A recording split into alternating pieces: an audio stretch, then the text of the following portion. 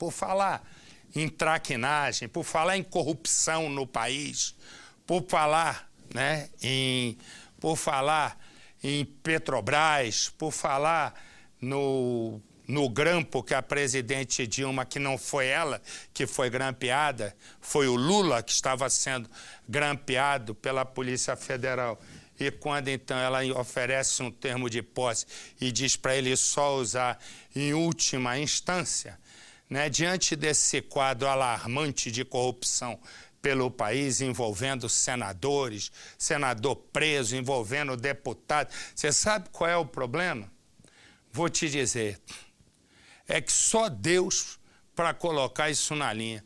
Porque o que acontece é o seguinte, o problema é que a linha de sucessão da presidência é uma tragédia porque está todo mundo, os principais estão envolvidos ou foram denunciados.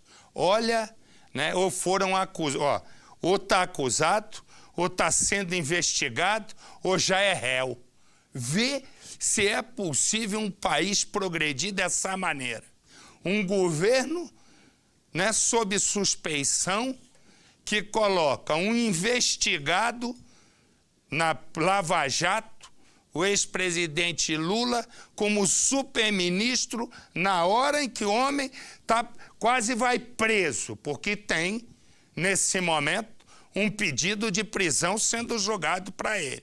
Pois bem, aí você tem o presidente da Câmara, Eduardo Cunha, metido em negócio de conta na Suíça, perdeu de 10-0 no Supremo Tribunal Federal e é réu. O presidente do Senado, 6 investigações na Lava Jato, e uma vez só segurou o mandato porque o Lula ajudou a segurar o mandato. Olha a parafernália que a gente está, né? Não tem para onde correr, só tem uma solução. É aparecerem novas lideranças, novas ideias, sem vícios, sem passado criminoso, né? Ou sem investigação.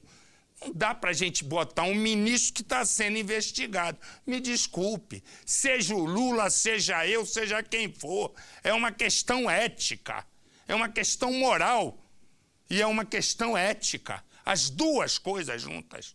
Resumo, não é possível que a gente viva isso, né? A gente seja obrigado a enfiar pela nossa goela uma coisa antiética e amoral, que nem moral, é amoral, é limpa de qualquer questão. E aí, o que acontece é o seguinte, o que acontece lá em cima, acontece aqui embaixo. Por exemplo, aqui em Santos, no litoral paulista, o que acontece? Tem a máfia, uma máfia de lotação. 12 suspeitos, 12, tudo para cadeia. O esquema conta sempre com políticos e com empresários. Sempre. É por isso que na Lava Jato tem um monte de presidente e dono de empreiteira na cadeia ou já condenado.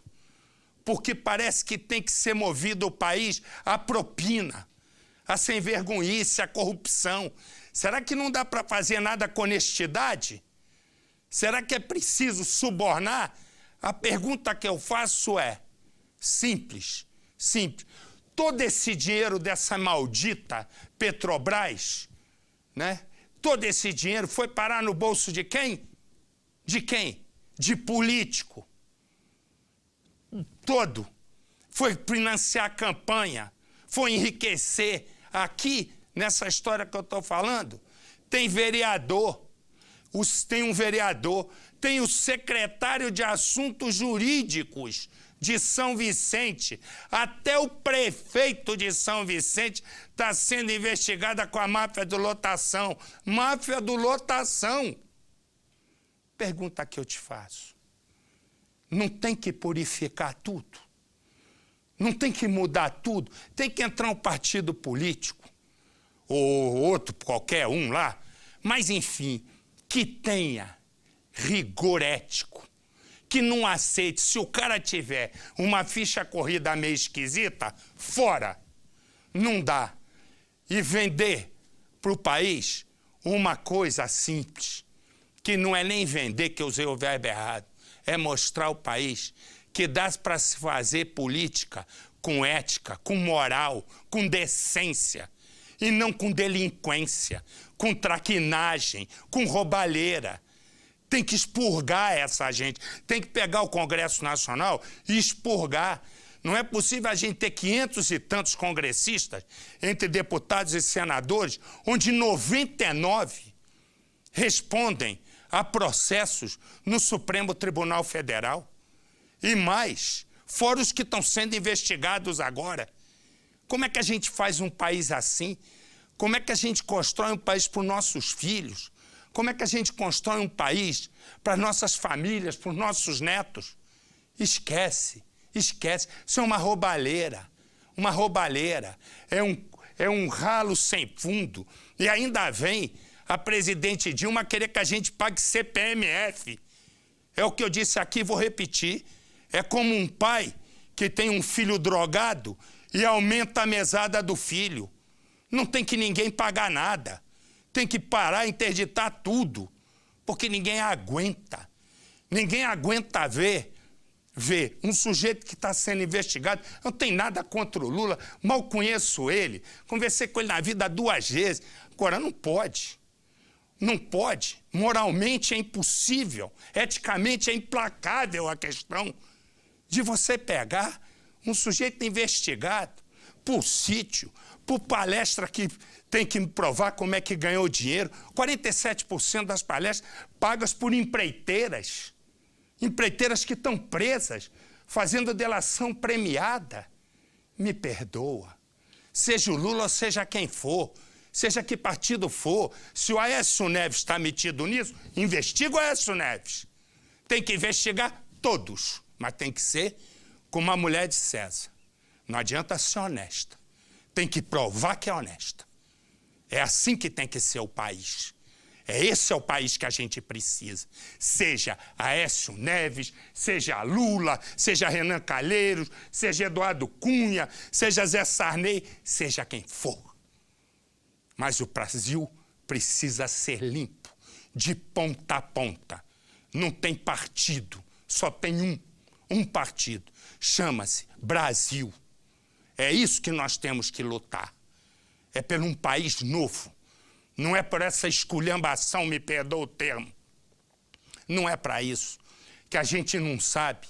Imagina, nós estamos num problema de governança no país porque o Supremo tem que decidir se o cara pode assumir, se o outro não pode assumir, se aquele roubou, se o outro não roubou. Como é que pode se discutir um país onde a discussão central seja roubo, seja corrupção?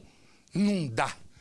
Até no negócio de van, um prefeito se meter numa traquinagem de van, está sendo investigado. É culpado? Não sei, está sendo investigado, mas fato é que está sendo investigado.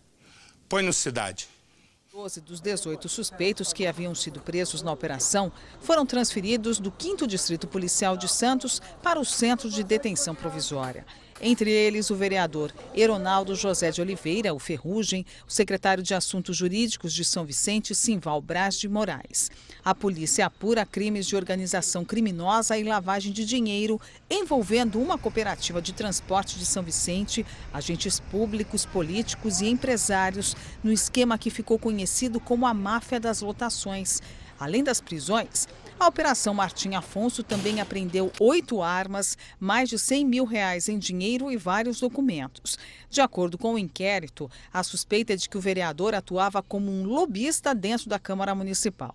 Já o secretário Simval Braz teria sido responsável por alterar as regras para os profissionais do transporte alternativo. Entre as mudanças está, por exemplo, a exigência da troca dos veículos por modelos mais caros, o que obrigou muitos cooperados que não fazem parte do esquema a venderem seus alvarás para integrantes da quadrilha. O prefeito Luiz Cláudio Billy também é alvo de investigações. Vê se isso é possível, né? É trágico, né? Se não fosse trágico, seria cômico. Tudo. Os caras metem a mão em tudo, mas vamos mudar de assunto. Pensa no seguinte. Aqui, eu mostrei ontem, esse sujeito aqui, certo?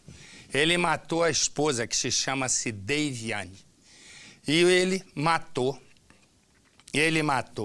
lá em Minas Gerais, em Uberlândia, e foi se esconder aqui em São José do Rio Preto. Ontem nós mostramos a reportagem e o que aconteceu? Um policial estava vendo e, mostra lá, e hoje de manhã foi lá e o prendeu. E é por isso que eu digo que eu gosto de mostrar a foto. Essa matéria eu já tinha colocado, coloquei de novo. E ele já está preso. A história começa assim. William, já conseguiu algum lugar onde você vai ficar? Vai ficar aqui hoje? Vai fazer como? William já sabe que o casamento com Deiviane chegou ao fim, embora ele custe aceitar.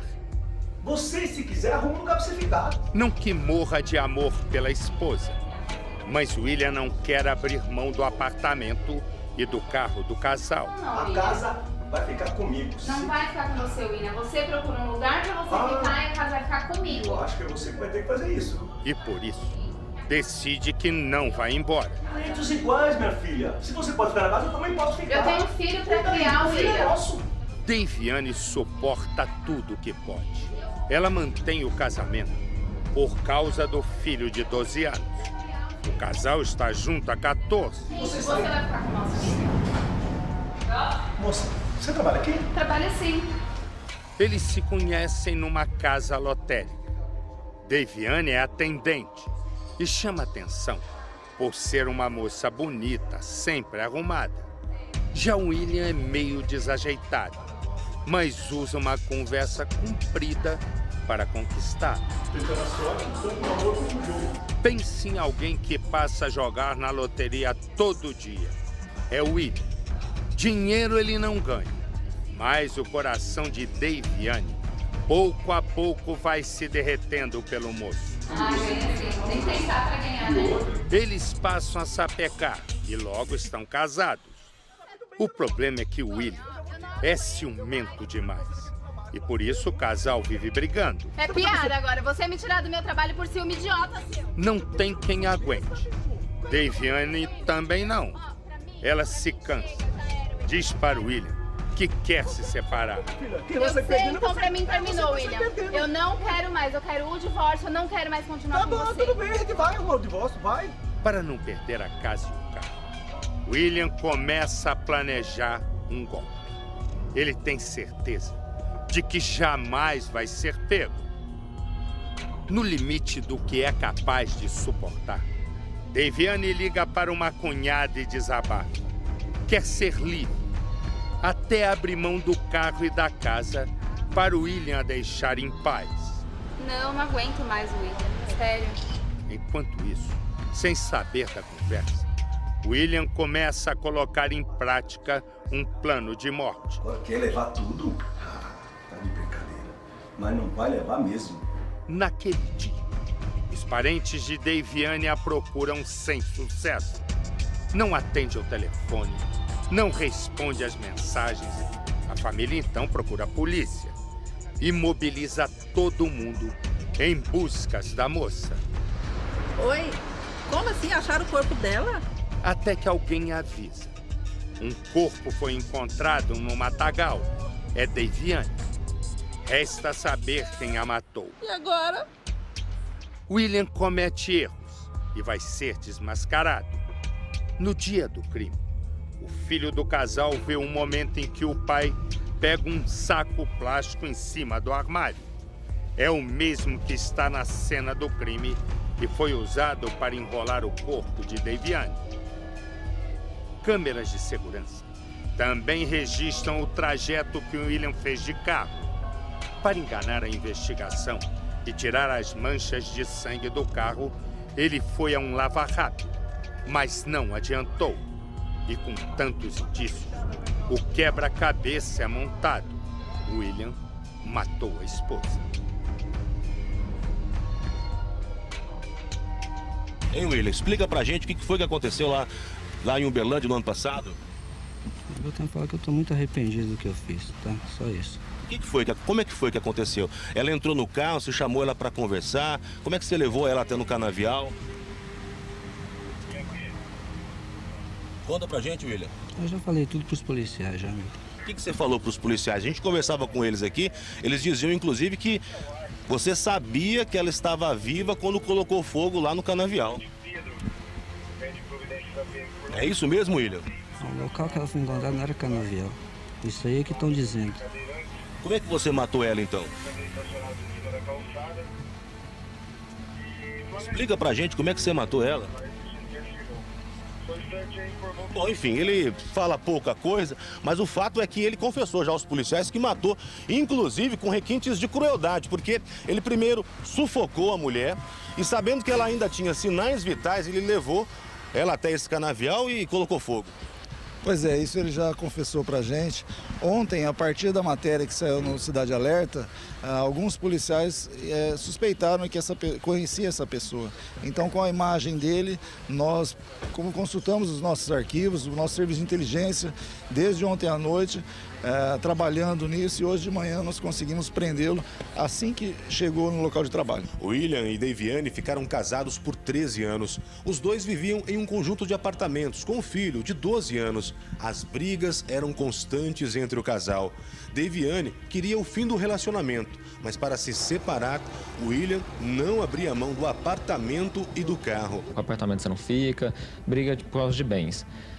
Mas ela veio tentando levar, tentando decidir, e chegou um tempo que ela viu que não tinha como, ela desistiu de tudo. Deixou o apartamento, o carro para ele, falou: eu não quero nada, pode ficar com tudo, e eu quero é cuidar do meu filho. Logo depois do crime, o William saiu de Uberlândia e veio para São José do Rio Preto, onde ele tem familiares, inclusive estava morando com a mãe. Seguia a vida normalmente, como se nada tivesse acontecido. Há 2 meses estava trabalhando aqui neste clube como auxiliar de cozinha. Durante a prisão, lá dentro, ele revelou em uma gravação feita pelos policiais que matou a mulher por ciúmes. Suspeitava que vinha sendo traído. No dia do crime, os dois discutiram dentro do carro e ele não suportou ouvir que ela já tinha um novo amor. Ele falou pra mim que tinha outro e tal. Eu falei, pô, mas não precisava disso. Só que aí na hora perdeu a cabeça. Mas o que você fez? Né? Então, aí eu peguei, comecei a conversar com ela, quando eu vi já tava com a mão no pescoço. Aí ela desmaiou. Aí tirei ela para fora do carro e fui embora. Como era na época de seca, o pessoal tinha muito fogo lá naquela região e depois descobriu que o corpo dela tinha sido carbonizado. Durante as investigações feitas pela Polícia Civil de Uberlândia, o filho do casal contou aos policiais que viu o pai mexendo em um plástico azul durante a noite. O mesmo material foi encontrado no local do crime. No dia da morte, câmeras de lojas da cidade flagraram o carro de William voltando do matagal onde assassinou a mulher. Neste outro vídeo, é possível ver o auxiliar de cozinha lavando o carro num posto de combustível. William foi transferido para um centro de detenção provisório em Rio Preto e será levado para Uberlândia, onde deve ficar preso até julgamento. Resumo, mostramos e ele vai preso.